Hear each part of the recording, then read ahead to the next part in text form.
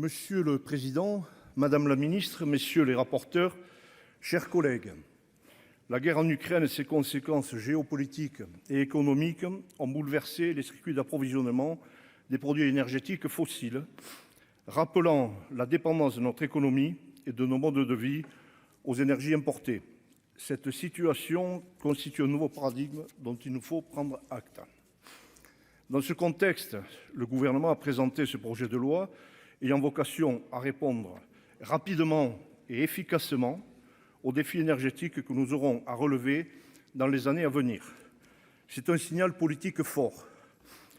Je tiens d'abord à saluer l'oreille très attentive du gouvernement dans la phase de préparation de ce texte, mais aussi le travail effectué au sein de chaque commission qui a notamment permis l'adoption de plusieurs amendements déposés par des sénateurs de notre groupe sur des points essentiels. Vous le savez, le groupe Les Indépendants soutient une écologie libérale, pragmatique et pertinente. Nous devons absolument aller vers une simplification en matière de déploiement des dispositifs générateurs d'énergie renouvelable. Ici, simplifier implique de réduire le temps de développement des énergies renouvelables pour accélérer leur déploiement sur nos territoires. Simplifier inclut également de libérer des énergies et des technologies nouvelles pour gagner en souveraineté, notamment grâce à la production d'ENR et bas carbone. Ces dernières constituent, selon moi, une pierre angulaire de notre mix énergétique qui, à terme, doit nous permettre d'assurer notre alimentation en électricité tout en préservant notre environnement.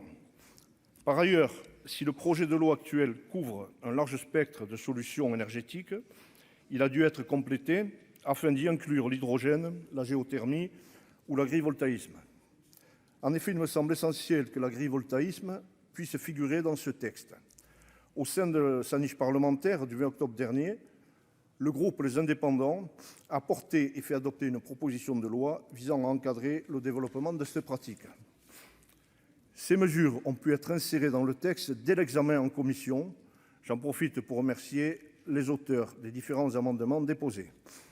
L'agrivoltaïsme m'importe tout particulièrement puisque, rappelons-le, ses bénéfices sont multiples. Il permet à nos agriculteurs d'avoir un revenu complémentaire tout en garantissant la primauté de l'activité agricole. Il représente également une nouvelle source de production énergétique sans aggraver l'artificialisation des sols, point essentiel qui est revenu dans nos débats.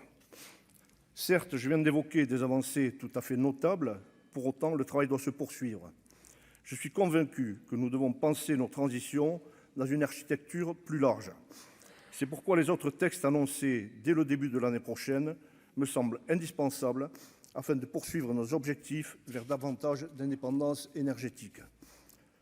Parmi ces textes, je pense à la programmation pluriannuelle de l'énergie ou encore au projet de loi sur le nucléaire, énergie qui restera essentielle dans notre mix énergétique décarboné. Rappelons également l'importance du stockage des ENR, question absente jusqu'ici.